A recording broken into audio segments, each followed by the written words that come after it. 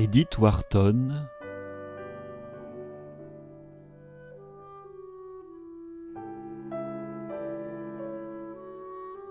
le jour des funérailles.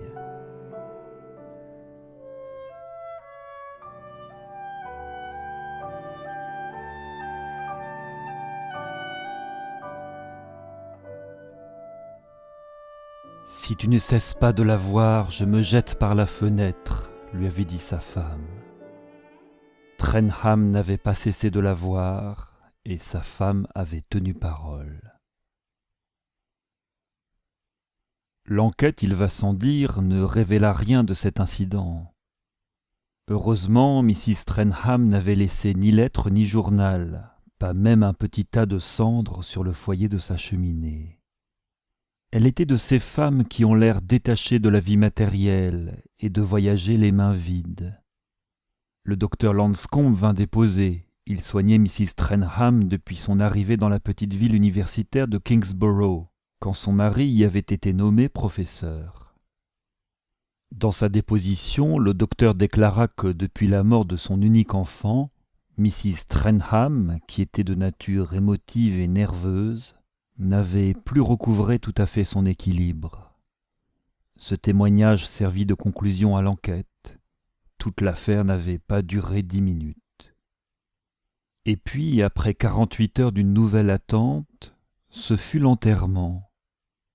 À quoi avait-il pu employer ces 48 heures? Jamais Ambrose Trenham ne parvint à s'en souvenir. La famille de sa femme vivait à l'autre bout de l'Amérique, en Californie. Lui-même n'avait plus de proches parents, et sa maison, dans laquelle il ne pouvait plus se reconnaître, lui était devenue soudain étrangère, envahie par des voisines charitables, femmes aux attentions maternelles, marchant à pas feutrés, et par des représentants obséquieux des pompes funèbres. Ces gens prenaient des mesures, agitaient à voix étouffée des questions techniques avec les femmes maternelles. Peu après, ils apportèrent un cercueil à poignée de métal argenté. Comme quelqu'un demandait à Trenham ce qu'on devait graver sur la plaque, « Rien », répondit-il. Il comprit aussitôt que ce n'était pas la réponse attendue, mais sur le moment, personne ne songea à la lui reprocher. On l'a mis sur le compte du chagrin. Dans cette nuit d'instants horribles, il y en eut un, avant l'enterrement, qui dépassa tous les autres en horreur. Ce fut quand Mrs. Cossette, la femme du professeur de littérature anglaise, s'approcha de Trenham en disant « Voulez-vous la voir ?»« La voir ? C'est le moment. Il va falloir fermer le cercueil. » Trenham regarda sans comprendre. Mrs. Cossette parut étonnée et légèrement scandalisée. Le veuf avait sur le bout de la langue « Eh bien, qu'on le ferme !» Mais au regard surpris de Mrs. Cossette, il vit encore une fois que ce n'était pas ce qu'il aurait dû dire. Il se leva et l'accompagna jusqu'à la chambre de la morte. Il regarda sa femme. La figure était intacte. Maintenant, les funérailles étaient finies. Inexplicablement, le temps avait passé. Pendant l'enterrement, Trenham, lui si distrait, si peu observateur, s'était découvert une étrange aptitude pour distinguer dans la foule qui emplissait l'église chacune des personnes qu'il connaissait. Placé au premier rang, incliné en avant, la tête plongée dans les mains, il percevait néanmoins avec une netteté qui l'étonnait lui-même les présences qui l'environnaient. Et l'office des morts fini, quand il sortit de son rang pour suivre le cercueil, bien qu'il tînt la tête toujours baissée et ne regardait ni à droite ni à gauche, les visages connus jaillirent de la foule, et parmi eux, tout à coup, oui, c'était bien elle, Barbara Wake. Il en fut bouleversé. Il était tellement convaincu qu'elle ne serait pas venue. Plus tard, il se rendit compte qu'elle ne pouvait pas faire autrement. Sa présence n'était-elle pas nécessaire pour sauver les apparences? Les apparences font la loi à Kingsborough. Où ne la font-elles pas, d'ailleurs, dans le monde universitaire de la Nouvelle-Angleterre? Mais sur le coup, et pendant les longs moments qui suivirent, Trenham se sentit épouvanté, blessé dans ce qui lui semblait être les moments les plus sacrés. Elle ici, de quel droit? Quelle audace! C'était indécent! Ses remords brusquement se retournèrent en haine contre la femme qui était la cause du drame. C'était elle la seule coupable. Dans un éclair, Trenham lui rejetait sur les épaules tout le poids de la faute. Oui, c'est vrai. Combien de fois la pauvre Milly ne lui avait-elle pas dit « Tu es si faible, elle est toujours à te tenter ». Il avait ri autrefois quand sa femme lui présentait Barbara Wake dans le rôle de tentatrice. Encore une des chimères de la pauvre Milly. Alors il lui semblait que c'était lui qui cherchait toujours la jeune fille, tandis que celle-ci se dérobait. Mais maintenant il comprenait que c'était sa femme qui voyait juste, et il accablait Barbara de son mépris. Quelle effronterie d'être venu à cet enterrement! Pour le voir une fois de plus, sans doute. On eût dit qu'elle n'en avait jamais assez de le dévorer des yeux. À l'avenir, ma petite, se dit Trenham, il faudra bien que tu t'en passes.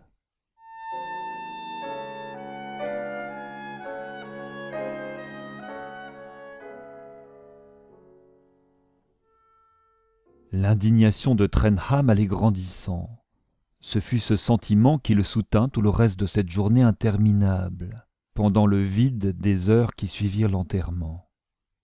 Son vieil ami, le recteur de l'université, le reconduisit à son logis désert et offrit de lui tenir compagnie. Mais Trenham refusa. Il lui serra la main devant la grille et remonta seul les marches du perron. Dans la salle à manger, un déjeuner froid l'attendait. Sans y toucher, il se versa un whisky-soda et emporta le verre dans son bureau, alluma sa pipe et s'assit dans son fauteuil pour penser. Non pas à sa femme, ce compte-là avait été réglé par l'enquête, mais à Barbara Wake. Cette fois c'était une affaire. Réunir ses lettres, y joindre la petite photo qu'il gardait toujours dans son portefeuille, le seul portrait qu'il eût d'elle, et lui renvoyer le tout sans un mot. Quel mot, en effet, aurait égalé le poids de ce silence? Barbara Wake avait cette manie féminine de revenir indéfiniment sur les choses, de les retourner jusqu'à l'épuisement. Sur ce point, elle ressemblait à la pauvre Milly, et rien ne pourrait humilier ni exaspérer davantage la jeune fille que ce geste muet de rupture. Quel sentiment de sa force lui donnait la scène qu'il se représentait. Barbara Wake s'enfermant seule dans sa chambre pour ouvrir le paquet. À cette idée, la lassitude qui accablait Trenham s'évanouit. Son pouls se mit à battre plus vite, et brusquement, une violente sensation de faim le tirailla. La viande froide était-elle encore servie?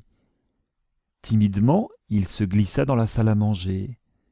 Mais la table était nette. Pour une fois, Jane, la parlour maid, qui d'habitude laissait traîner indéfiniment les plats vides, avait débarrassé la table. Cette lenteur du service faisait toujours souffrir la pauvre Milly. Combien de fois lui avait-il dit impatiemment « Bon Dieu, qu'est-ce que ça peut faire ?» « Voyons, et les mouches ?» lui répondait-elle. Et aujourd'hui, justement, la parlour maid avait tout emporté. Il retourna à son bureau, se rassit, mais tout à coup sa faim devint si intolérable qu'elle l'empêcha de penser à autre chose. Sa vengeance même ne suffisait plus à le nourrir. Rien pour lui ne pouvait plus remplacer les délices de cette tranche de viande froide, de cette salade de pommes de terre, dont il avait détourné les yeux avec dégoût 2 heures plus tôt. Il lutta quelque temps encore, puis il se leva et sonna. En général, pour décider cette femme revêche à se déranger, il fallait presque arracher la sonnette. Ce soir-là, la parlour maid apparut tout de suite, émue et empressée. Trenham était assez penaud d'avoir à lui avouer qu'il mourait de faim, Cet aveu lui parut une sorte de lâcheté, mais c'était plus fort que lui. Il bredouilla vaguement qu'il valait peut-être mieux se forcer à manger, et Jane, tout de suite, se répandit en sympathies larmoyantes. « Monsieur a raison, monsieur doit prendre sur lui. »« C'est cela, répondit-il, je me forcerai. »« C'est justement ce que nous disions à l'office, Katie et moi. Monsieur ne peut pas durer comme ça. » Il eut peine à se tenir le temps qu'elle acheva sa phrase.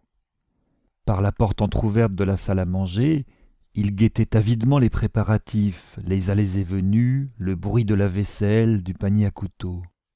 Il était sur le seuil de son bureau quand Jane vint annoncer que monsieur était servi et que Katie lui avait brouillé des œufs à la manière qu'il les aimait. Quand la porte fut fermée, il s'attabla à son aise, se pencha sur son assiette et vida tous les plats. Jamais jusqu'alors il n'avait senti à ce point le plaisir complexe que peut donner une tranche de viande froide. Il se remplit encore un verre, s'adossa voluptueusement et attendit sans impatience le fromage, les biscuits et sa tasse de café, accompagné d'un reste de tarte aux pommes qu'on lui offrit humblement faute de mieux. Après quoi, ô résurrection, il sortit de sa poche son étui à cigare et sans hâte, presque négligemment, sous le regard humide et rassuré de Jane, il coupa et alluma son corona. « Le voilà sauvé », semblaient dire les yeux attendris de la parlour maid.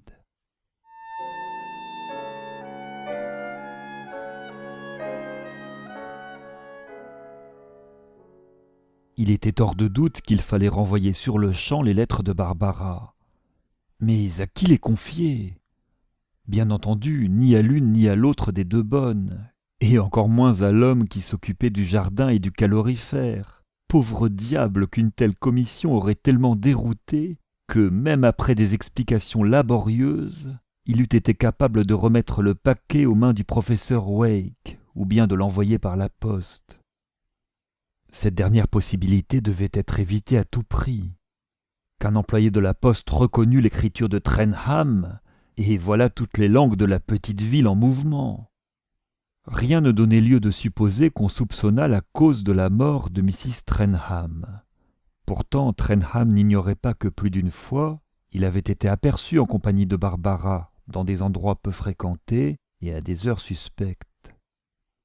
Puisque sa femme savait, qui empêchait les autres de deviner aussi? Pendant un certain temps, il valait mieux éviter toute apparence de rapport avec la jeune fille, et lui envoyer un paquet le jour même de l'enterrement ne pouvait manquer d'éveiller les soupçons. Ainsi songé, après un bon café, un cigare et une gorgée de vieux cognac, l'homme posé et raisonnable qu'était devenu Trenham. Mais si ce repas lui avait calmé les nerfs, il avait aussi fortifié sa volonté. La velléité de faire sentir à Barbara Wake le poids de son mépris faisait place à une résolution farouche de l'en écraser. Le paquet devait lui être retourné avant la nuit. Il ferma la porte de son cabinet, sortit son trousseau de sa poche et ouvrit le secrétaire où il gardait sous clé les fameuses lettres. Inutile maintenant d'épier le pas de sa femme, ou de se jeter entre la porte et le secrétaire, comme il le faisait quand il croyait l'entendre. Il ne tenait qu'à lui maintenant d'étaler tout le jeu sur la table. Jane et Katie étaient occupées à la cuisine, à lui le reste de la maison. Il pouvait tout faire à sa tête. Il pouvait s'asseoir à sa table pour lire une, à loisir, les pages compactes, comme tant de fois il brûlait d'envie de le faire quand c'eût été folle imprudence. Et voilà qu'elle n'était plus pour lui qu'un tas de banalités, bon à enfouir au plus vite dans une grande enveloppe. Il se mit en quête de l'enveloppe. Dieu, quelle avalanche d'écritures! Il y en avait des douzaines, des centaines, et toutes de ces derniers mois. Rien d'étonnant que la pauvre Milly. Mais lui, comment s'expliquer cette folie? Son excuse était, il faut le dire, que lui et la jeune fille ne pouvaient se retrouver qu'avec 1000 difficultés. Ils s'écrivaient quand ils n'avaient aucun moyen de se voir. Mais ce bombardement épistolaire n'en était pas moins monstrueux, impardonnable. Trenham chercha longtemps avant de mettre la main sur une immense enveloppe où, sans daigner y jeter un regard, il engloutit ses feuilles mortes. Mais quoi pensa-t-il tout à coup? Si Barbara allait se méprendre sur mon silence, supposer que je lui renvoie ses lettres par simple mesure de prudence. C'était peu probable, elle savait qu'il n'y avait plus de précautions à prendre. Elle pourrait pourtant affecter de le croire, et se servir de ce prétexte pour écrire et lui demander ce que signifiait ce paquet retourné sans un mot. C'était lui ménager l'entrée qu'elle désirait sans doute, et qu'il était décidé à ne pas lui accorder. Trenham rencontra un bloc-notes, secoua son stylo, griffonna quelques mots sans regarder le papier, et fourra rapidement le billet dans la liasse. Au contact des feuillets, ses mains devinrent moites. Il eut le frisson, se sentit écœuré. Et cette maudite enveloppe qui ne voulait pas coller. Les grandes enveloppes de toile sont toujours si raides. Et où diable trouver de la cire à cacheter? Il se mit à fourrager parmi les objets qui couvraient la table. Il y avait toujours une réserve de cire à cacheter dans le tiroir du bas, à gauche. Il y fouilla vainement, mais n'y trouva que des coupures de journaux jaunis. Milly mettait tant de soin à vérifier que rien ne manquât sur sa table de travail. Mais ces derniers temps... Ah, ma pauvre Milly! Si elle savait au moins combien je souffre et combien j'expie déjà. De la ficelle alors. Il plongea dans un autre tiroir et en sortit une ficelle. Cela tiendrait lieu de cire à cacheter, il allait falloir essayer de faire un double nœud. Mais ses doigts, déjà maladroits, tremblaient comme ceux d'un alcoolique. On aurait dit que les lettres le brûlaient à travers l'enveloppe.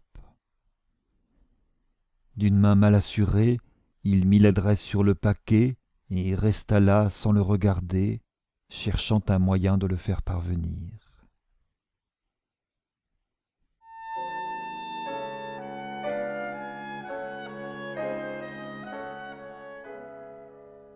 Il dîna avec appétit comme il avait déjeuné, et après le dîner il prit son chapeau et dit à Jane « Je vais fumer un cigare dehors ».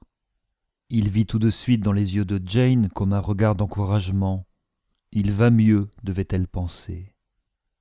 La nuit était froide et sans lune, et à cette heure l'enclos de l'université était désert. Après tout, le plus sûr était de rapporter les lettres lui-même. Pourquoi ne pas aller ouvertement jusqu'à la porte de la jeune fille? Si Malvina, la vieille bonne des Wake, lui ouvrait, il sortirait le paquet de sa poche en disant « Oh Malvina, j'ai retrouvé quelques livres que mademoiselle Barbara m'avait prêtés l'année dernière, et comme je pars... » L'expérience lui avait appris à éviter les explications compliquées. L'obscurité de la nuit acheva de le rassurer. Cela semblait étrange, en quelque sorte pas naturel, de marcher ainsi à l'air libre, comme l'Ambrose Trenham d'autrefois. Il était content qu'il y eût si peu de monde dans les rues et que les faubourgs de Kingsborough fussent si faiblement éclairés. Tout en marchant, il sentait sous son coude l'épaisseur du paquet, et à chaque fois une nausée montait en lui. La maison du professeur Wake était située dans une rue éloignée du centre, une des plus calmes de la ville. Elle était en retrait du trottoir, ombragée de vieux ormes. On apercevait un peu de lumière à une ou deux fenêtres. Et tout à coup, comme Trenham se trouvait presque arrivé à la grille, Barbara Wake en sortit. Elle s'arrêta un instant, regarda à droite et à gauche, puis elle tourna dans l'étroite ruelle qui bordait le fond du jardin. Trenham se demanda où elle pouvait bien aller.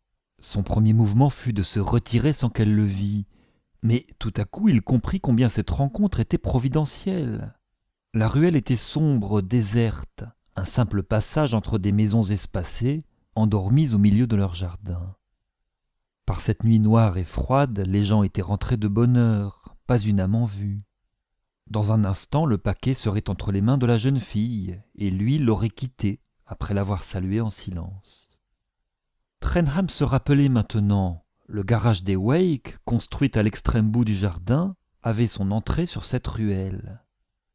Le professeur Wake n'avait pas de chauffeur et Barbara, qui conduisait, était seule maîtresse du garage, dont elle détenait les clés.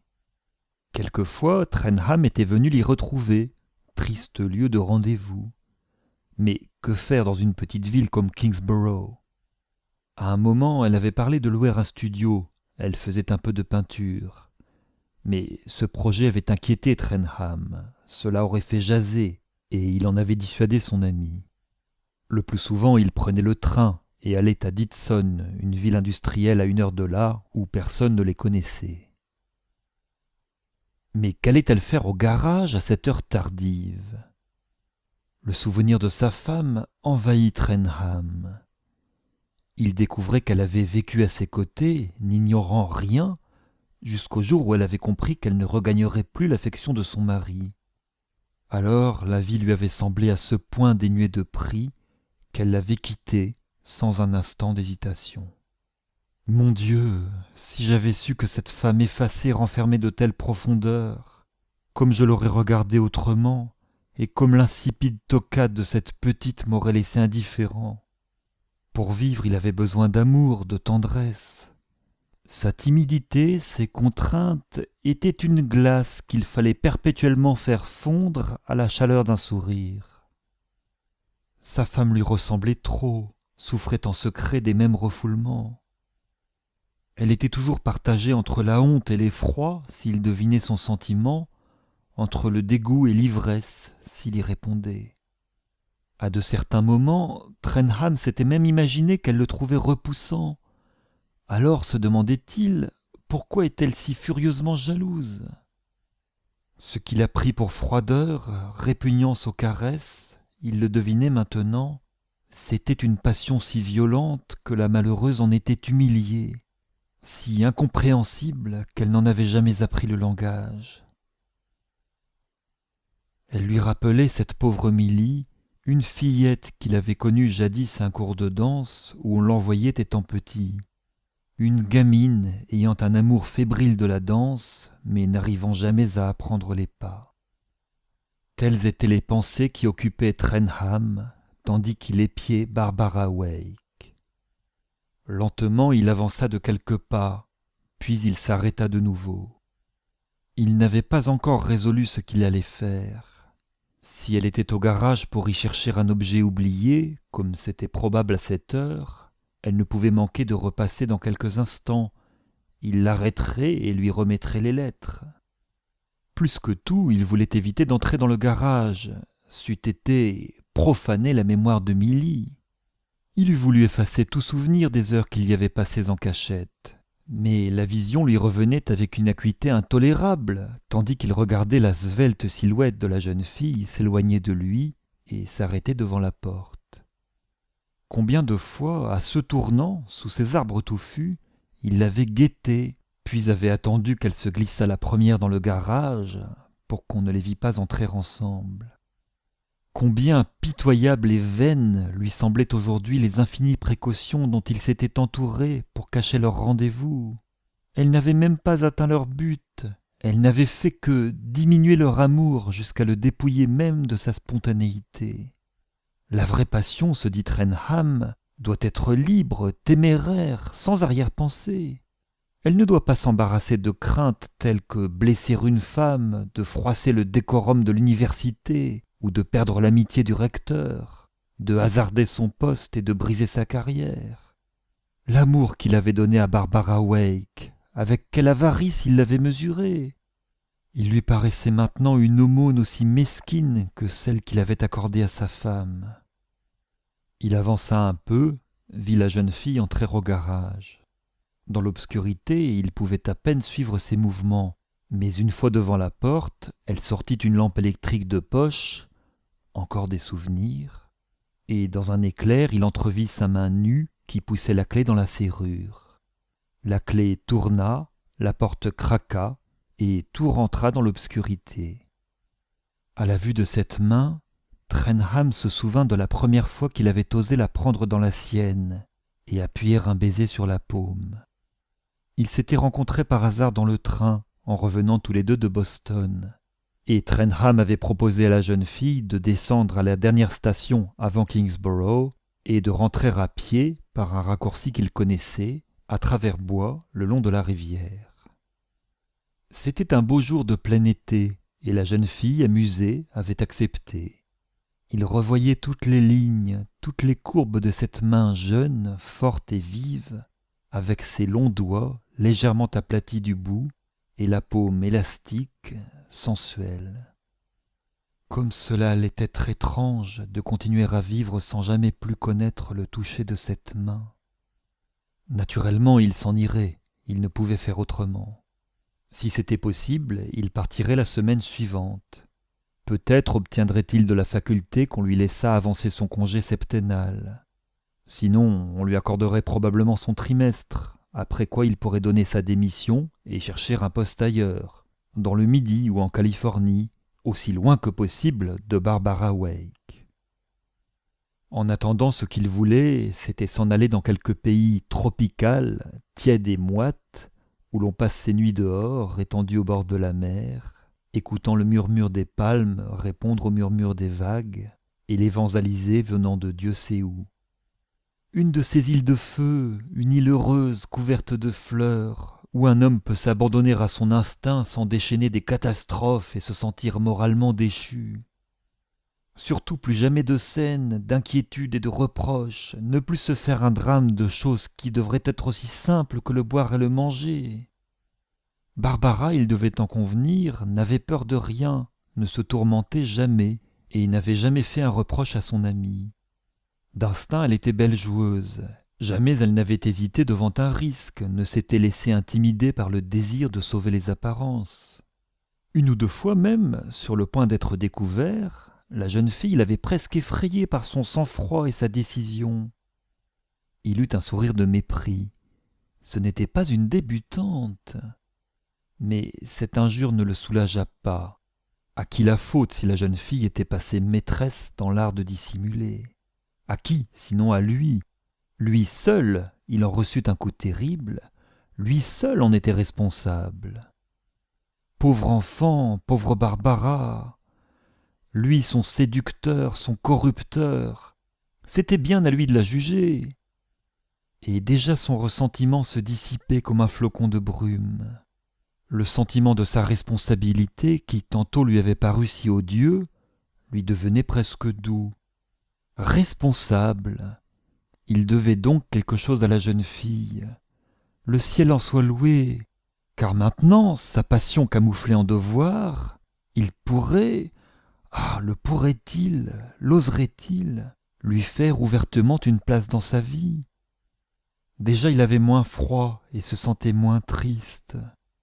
Que le vrai, le beau, le bien puisse s'incarner dans sa tendre silhouette, la chaleur humaine de l'amour, et venir s'asseoir à son foyer sous la forme de Barbara, comme cela le réchauffait, le consolait, le rassurait.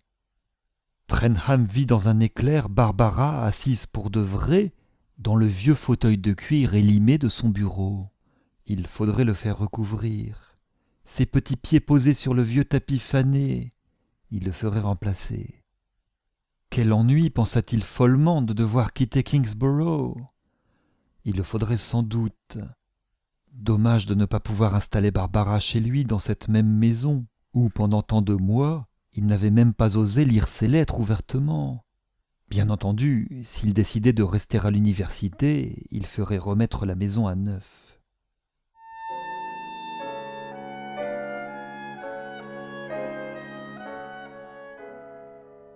La porte du garage grinça, et de nouveau Trenham vit la lueur de la lampe de poche sur la main nue qui tournait la clé.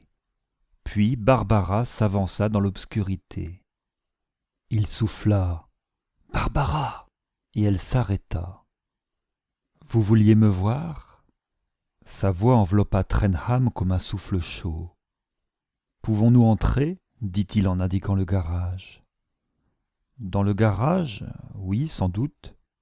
Et elle retourna sur ses pas, et il la suivit, inondé soudain de ce bien-être inexplicable qu'il éprouvait auprès d'elle. Elle ouvrit la porte et il entra derrière elle.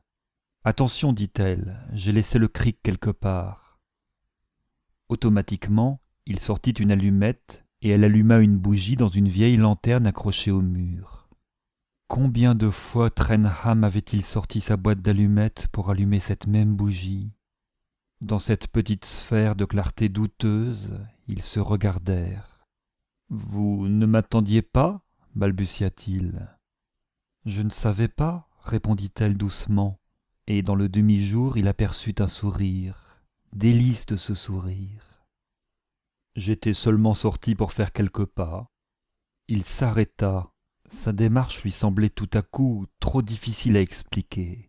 « Mon pauvre ami, dit-elle en posant la main sur son bras, comme j'ai souffert pour vous. » Trenham sentit son cœur se desserrer.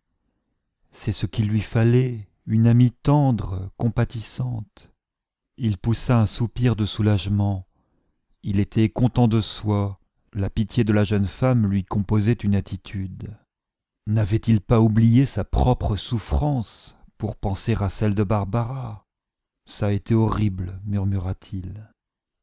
Mon pauvre ami. » Elle s'assit sur le marchepied de la vieille Packard et il trouva à tâtons un escabeau qui l'approcha de la lumière. « Je suis bien contente que vous soyez venu, dit-elle, toujours de la même voix qui lui était si douce, car je file demain de bonne heure et... » Il se leva si violemment que l'escabeau tomba. « Vous partez? Demain matin ?» Comment n'en savait-il rien? Il se sentait faible et blessé. Où donc pouvait-elle aller ainsi brusquement? S'il ne l'avait pas rencontrée ce soir, n'aurait-il rien su de ce départ? Il eut l'impression que son cœur se rétrécissait, se glaçait. Mais elle parlait avec calme. « Convenez-en, c'est mieux ainsi. Je vais chez les Jim Southwick en Californie. Voilà longtemps déjà qu'ils veulent que je vienne. Mes parents s'imaginent que je pars à cause de ma santé. » Elle se tut, mais il ne trouvait rien à dire. L'avenir n'était plus pour lui qu'un désert informe. « Je voulais vous voir avant mon départ, poursuivit-elle, et je ne savais pas au juste. J'espérais que vous viendriez. » Il coupa court. « Quand revenez-vous » demanda-t-il désespérément. « Oh, je n'en sais rien, on voudrait me garder tout l'hiver. » Il s'agit aussi d'un projet affolant, une croisière aux îles Hawaï et à Samoa. Ce serait merveilleux, n'est-ce pas? Et de là on continuerait peut-être sur... Mais il n'y a rien de décidé. Trenham étouffait.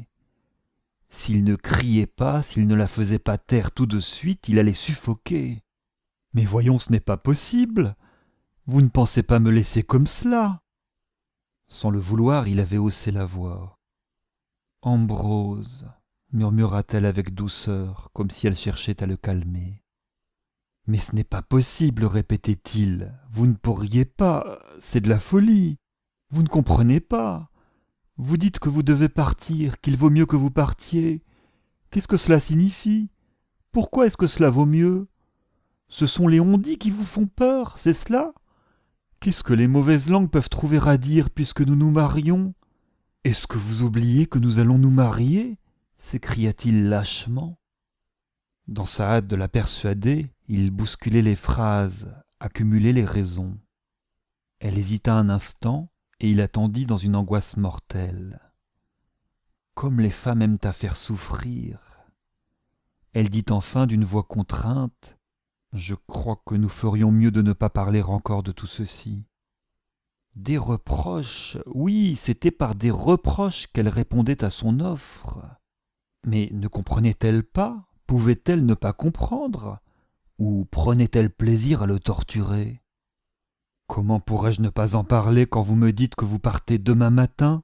Aviez-vous vraiment l'intention de vous en aller sans même me prévenir? Si je ne vous avais pas vu, j'aurais écrit, dit-elle à mots entrecoupés. Eh bien, puisque me voilà, vous êtes dispensé d'écrire. Vous n'avez qu'une chose à faire, c'est de me répondre, reprit-il presque avec colère. Ce calme de la jeune fille, c'était à perdre la tête, comme si elle n'était pas encore décidée, grand Dieu. « De quoi avez-vous peur » s'écria-t-il durement. « Je n'ai pas peur, seulement je ne m'attendais pas... Je pensais que nous parlerions de tout cela plus tard. Si à mon retour vous n'avez pas changé, si nous ne changeons ni l'un ni l'autre. » L'étau se resserrait de nouveau.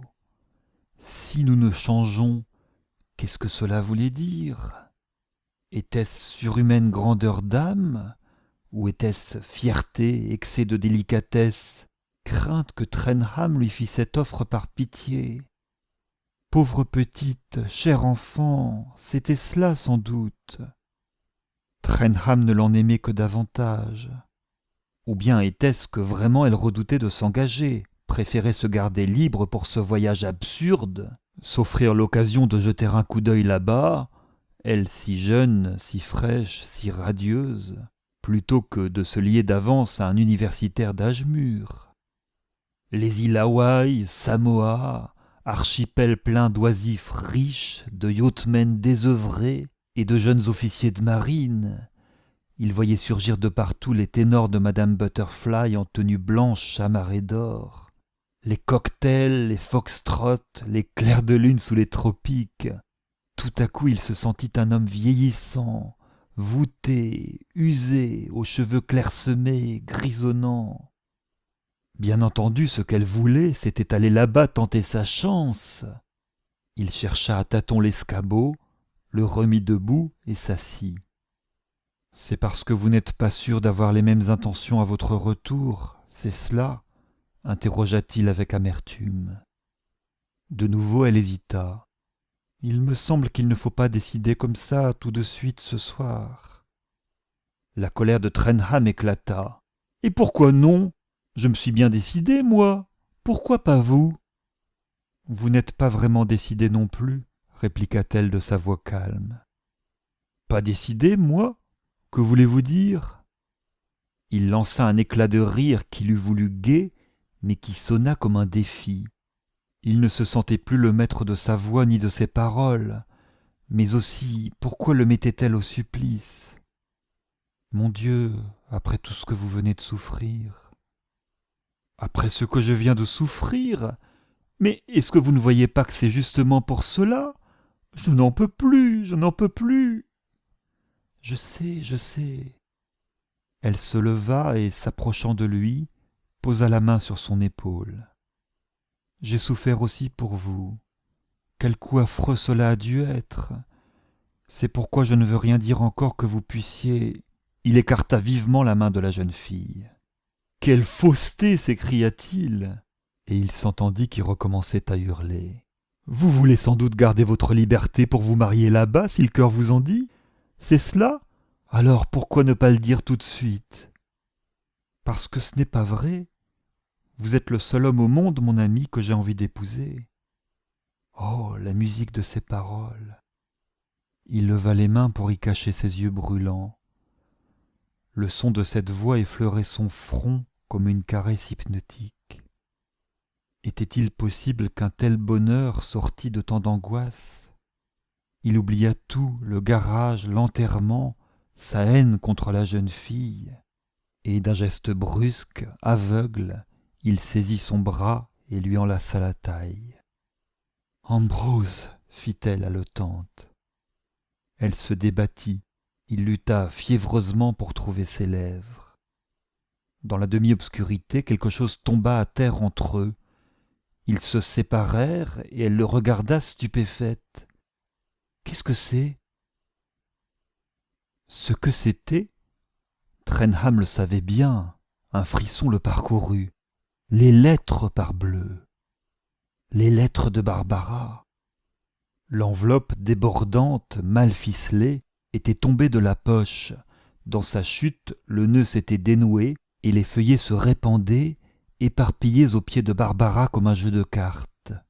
La jeune fille prit sa lampe de poche et braqua le rayon de lumière sur le paquet d'effets.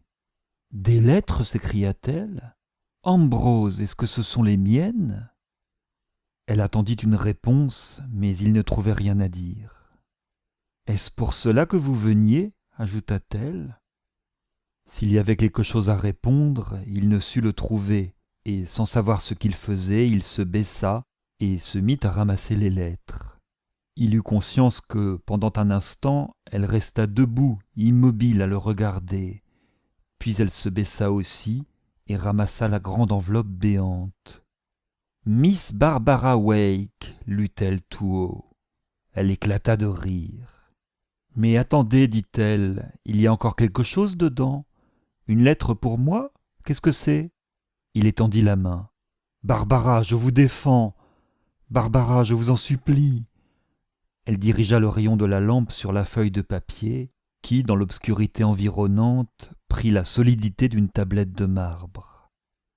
Elle lut tout haut, lentement, d'une voix froide et mesurée, comme si elle parodiait les pauvres phrases de Trenham. Le 10 novembre. Vous sentez sans doute comme moi... Non, Ambrose, laissez-moi. Vous sentez sans doute comme moi qu'après ce qui s'est passé, nous ne pouvons, ni vous ni moi... Elle s'arrêta court et leva les yeux sur Trenham. Après ce qui s'est passé? Que voulez-vous dire? Qu'est-ce qui est arrivé de nouveau, mon ami, entre vous et moi? Il avait reculé de quelques pas et s'appuyait contre la voiture. Je n'ai pas écrit entre vous et moi. Alors quoi? Elle éclaira de nouveau la page fatale. Nous ne pouvons, ni vous ni moi, désirer nous revoir jamais. Elle laissa retomber le bras et demeura sans rien dire. Comme il sentait peser sur lui le regard de Barbara, il murmura « Je vous avais supplié de ne pas lire ces sottises. Mais puisqu'elles me sont adressées, j'ai tout de même bien le droit de les lire. Vous voyez bien pourtant que cela n'a aucun sens. J'étais fou en vous écrivant ainsi. Mais c'est écrit il y a quelques heures à peine. C'est daté d'aujourd'hui. Vous n'avez pas tellement changé en si peu de temps. Et vous écrivez « Après ce qui s'est passé ». Cela doit vouloir dire quelque chose. Qu'est-ce que c'est? Que s'est-il donc passé? Si elle continuait, il allait devenir fou. « Oh non, je vous en supplie » s'écria-t-il. « Comment non? Cessez de me demander ce qui est arrivé. Ne comprenez-vous pas que sur le moment... » Il s'arrêta, mais elle insistait. « Eh bien, sur le moment ?»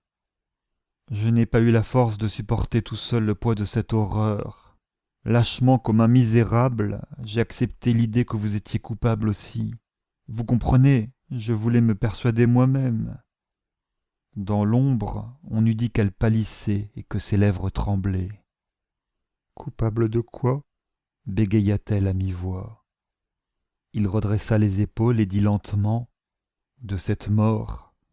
Je me sentais trop faible tout seul pour ce fardeau. »« Cette mort ?» Il y eut un silence pendant lequel les ombres semblèrent s'épaissir. À peine Trenham distinguait-il maintenant le visage de la jeune fille, tant elle lui semblait subitement lointaine. « En quoi est-ce ma faute ?» Elle s'arrêta puis poursuivit. « Est-ce que vous voudriez? Dois-je comprendre qu'il n'y a pas eu d'accident? » Non, ce n'était pas un accident. « Alors, vous ne devinez donc pas? » bégaya-t-il, soufflant à peine. « Vous voulez dire qu'elle s'est tuée? » Oui. « À cause de nous ?» Il fut incapable de répondre. Après un instant de silence, elle poursuivit précipitamment. « Mais qu'est-ce qui vous le fait supposer?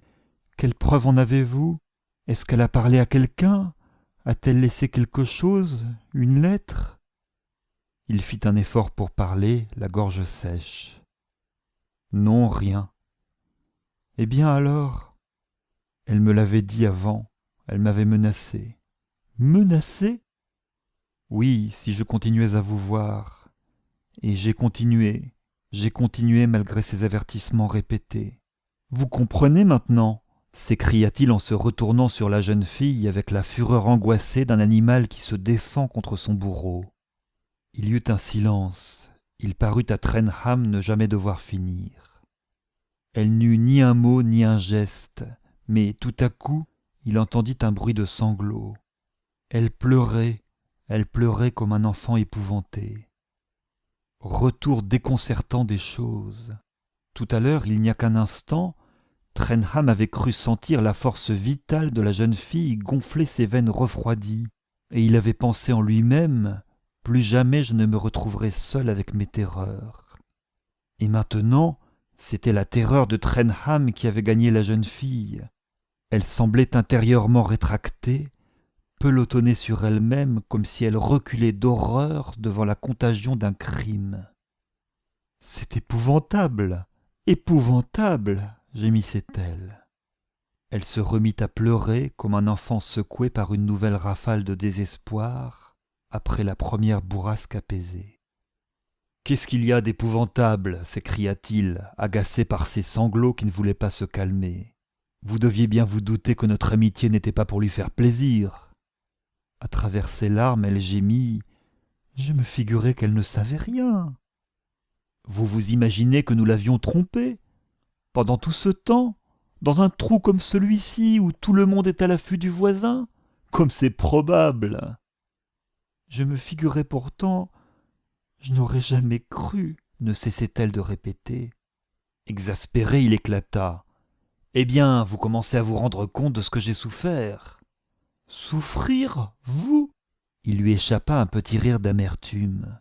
« Et elle ? Et ses souffrances à elle ? Tout ce que nous lui avons fait souffrir à nous deux ? À nous deux, vous le reconnaissez, vous l'avouez. » Elle ne répondit pas, mais Trenham sentit dans ce silence un mouvement de fuite intérieure, un geste pour l'écarter de lui. Quoi, sa complice l'abandonnait ?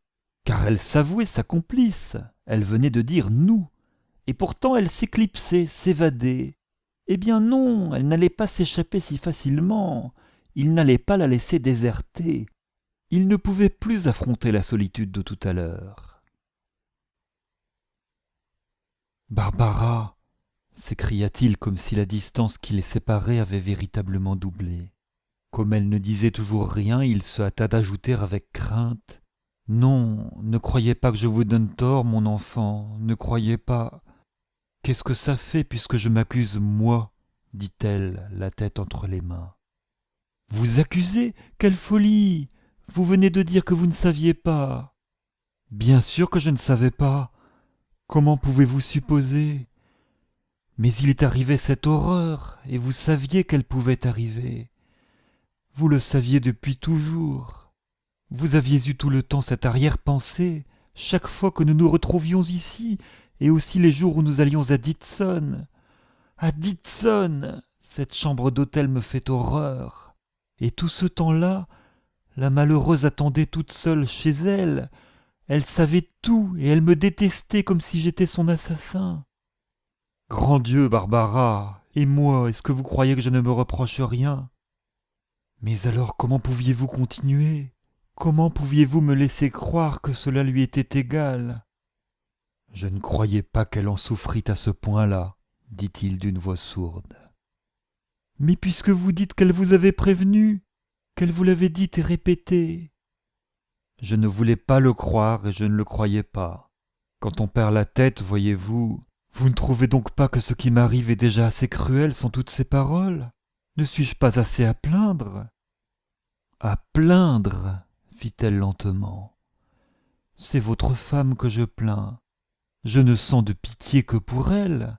Ce qu'elle a dû endurer quand vous la laissiez seule dans son coin, elle qui savait tout, qu'elle se représentait ce que vous me disiez, les baisers que vous me donniez, qu'elle regardait la pendule et comptait les heures, et puis vous rentriez et vous expliquiez votre absence, vous inventiez des prétextes, et vous faisiez semblant de l'aimer, car vous faisiez semblant, n'est-ce pas ?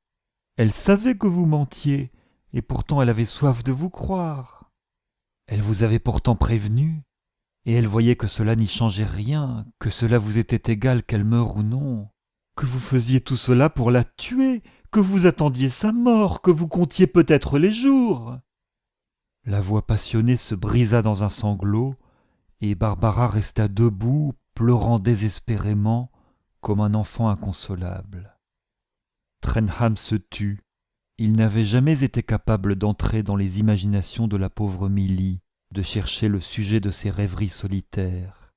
Et tout à coup, Voilà que cette jeune fille, dans une lueur, y voyait clair, pénétrer jusqu'aux profondeurs de cette âme renfermée. Oui, c'est ce que la pauvre Milly avait dû éprouver, il en était sûr à présent, et ce que Barbara souffrirait s'il lui arrivait de la trahir. Ah, la trahir, jamais! Quelle pensée monstrueuse! Jamais un instant il ne cesserait de l'aimer. Cette catastrophe les avait unis comme ne l'auraient jamais fait les fiançailles les plus heureuses. C'était l'amour, c'était la crainte qu'elle ressentait pour leur avenir qui bouleversait la jeune fille jusqu'à l'âme, lui donnait ce pouvoir surnaturel d'entrer dans l'esprit de Milly. Si seulement Trenham pouvait trouver des mots pour la rassurer maintenant, tout de suite, mais il ne trouvait rien. « Barbara, Barbara !» répétait-il, comme si ce nom eût possédé un pouvoir magique. « Songez-y donc, ces heures sans fin, cet interminable abandon. Y avez-vous jamais réfléchi ? En rentrant de nos rendez-vous, est-ce que vous vous souveniez chaque fois de la menace ? Vous demandiez-vous en approchant de la maison si c'était pour cette fois-là ? Barbara, peut-être même lui en vouliez-vous de tant tarder à en finir ? Avouez-le ! Voyons, Barbara, Barbara ! Et quand enfin le jour est venu, avez-vous été surpris ? Étiez-vous tellement las d'attendre que vous aviez fini par croire qu'elle n'en viendrait jamais là ? Certains jours ne vous sentiez-vous pas presque fou de devoir ajourner le moment de votre liberté ?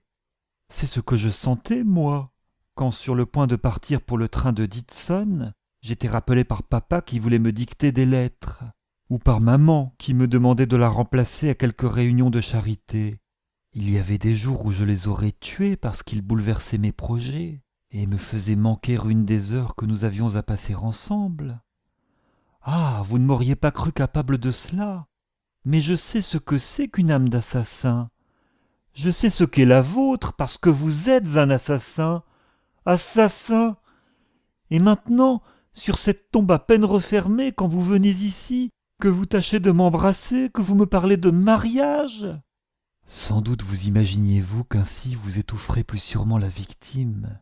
Vous piétinerez un peu la terre sur cette tombe. Barbara se tut comme effrayée de ce qu'elle venait de dire et déroba ses yeux à la vision qu'elle avait évoquée. Trenham était debout, immobile. Il avait rassemblé les lettres qui formaient entre eux un petit tas à terre. Qu'en faire en effet ? Et il songeait, que de millions de fois d'autres s'étaient dit la même chose à des moments pareils. Cela va passer, elle se calmera, demain elle me demandera pardon. Mais cette réflexion ne parut pas le satisfaire. La jeune femme pourrait oublier, mais lui n'oublierait pas. Il eut comme l'intuition que son avenir serait chargé, assombri d'un arriéré de souvenirs. Telle que la jeune fille venait de peindre sa rivale, telle il la verrait lui-même pour toujours. Il aurait désormais à payer son oubli et à le payer avec usure. Garder la jeune fille avec lui allégerait peu sa dette. C'était une de ces rançons qu'on acquitte tout seul. Enfin il parla, comme malgré lui. « Je ferais mieux de m'en aller, dit-il. » Inconsciemment, il attendait une réponse, un rappel, une protestation peut-être, mais rien ne vint. Il fit quelques pas vers la porte. À cet instant, il entendit Barbara éclater de rire, et ce bruit incroyable à cet endroit, à ce moment, l'arrêta net. « Quoi ?» dit-il à demi tourné vers elle, comme si elle l'eût appelé. « Et moi qui ai envoyé une couronne, j'ai envoyé une couronne. Elle est sur sa tombe, et les fleurs ne sont pas encore fanées. »« Ah !» fit-il haletant, comme s'il avait reçu le coup en pleine figure. Il se dévisageait, debout, hostile, désespéré. Les derniers mots avaient creusé entre eux un abîme infranchissable. Trenham, au fond de lui-même, entendait une voix lui dire « Elle ne pouvait rien trouver de plus cruel. » Mais au tremblement des lèvres de Barbara, il vit qu'elle cherchait encore, ruminait quelques nouveaux traits. « Et le pis !» s'écria-t-elle enfin, « et le pis !» s'écria-t-elle, c'est que si je ne m'en allais pas, et que nous continuions à traîner ici l'un à côté de l'autre, je finirais peut-être par vous pardonner. » Elle avait raison, c'était vrai. L'imagination humaine ne pouvait pas descendre plus bas. D'un pas rapide, il alla vers la porte. « Eh bien, mais vous partez, n'est-ce pas ?»« Oui, je pars, » fit-elle. Lentement, par les rues désertes, il rentra. Ses idées, brouillées par le choc de la querelle inattendue, s'éclaircissaient peu à peu, et Trenham contemplait le monde nouveau qui se découvrait en lui. Au premier abord, sa tête lui sembla une maison vide après un déménagement, le néant absolu. Mais graduellement, dans ce désert, une idée se fit jour, comme une souris qui s'aventure sur un parquet nu. Trenham s'arrêta à un coin de rue et pensa « En somme, il n'y a rien de changé. J'allais lui dire que nous n'avions plus de raison de nous voir. Elle est du même avis. Nous sommes d'accord, voilà tout. » Ce lui fut en quelque sorte un soulagement. Cette petite pensée occupait sa tête qui sonnait creux. Il pressa le pas et se dit, en approchant de la rue qu'il habitait, « Il va pleuvoir d'ici 1 minute. » Il sourit en s'apercevant que, machinalement, il avait marché vite pour arriver avant la pluie. « Jane doit se faire du mauvais sang, elle aura remarqué que je n'ai pas pris mon parapluie. » À l'idée que quelqu'un dans l'immense monde hostile s'inquiétait sincèrement de savoir s'il avait pris ou non son parapluie, il sentit une faible douceur au cœur. « Mais non, parce qu'elle dort déjà comme un sabot, » réfléchit-il découragé. Sur le seuil, il s'arrêta et chercha son passe-partout. Il fouilla avec impatience ses poches l'une après l'autre. Pas de clé. Il avait une vague idée de l'avoir posée sur la table de son bureau en rentrant. D'où rentrait-il donc? Mais voyons, ce matin même, après l'enterrement. Il avait dû poser le passe-partout parmi ses papiers, et Jane ne s'en était pas aperçue. Elle n'aura jamais eu l'idée de regarder là, se dit-il. On avait défendu à Jane tant de fois de toucher au bureau de son maître. Et d'ailleurs, elle était probablement persuadée qu'il avait sa clé sur lui. Et voilà qu'en pleine nuit, il se voyait mis à la porte de chez lui. Une fureur d'exaspération s'empara de lui. Il fallait qu'il eût perdu décidément tout sens des nuances, tout sens de la mesure relative des choses, car il se sentait aussi déconcerté et aussi en colère qu'il l'était tout à l'heure sous les insultes de Barbara. Se voir fermer sa propre porte le remplissait de désespoir. Il avait envie de s'asseoir sur le seuil et d'éclater en sanglots. Et la pluie par-dessus le marché qui commençait. Il porta la main à la sonnette, mais s'entendait-elle du grenier au perché où couchaient les bonnes? Y avait-il la moindre chance pour que le faible tintement traversât 2 étages et montât de l'office jusqu'au comble, pour pénétrer dans des oreilles emmitouflées de sommeil? C'était bien improbable. Alors, quelle ressource? Il ne restait qu'à passer la nuit à l'hôtel, la nuit qui suivait l'enterrement de sa femme.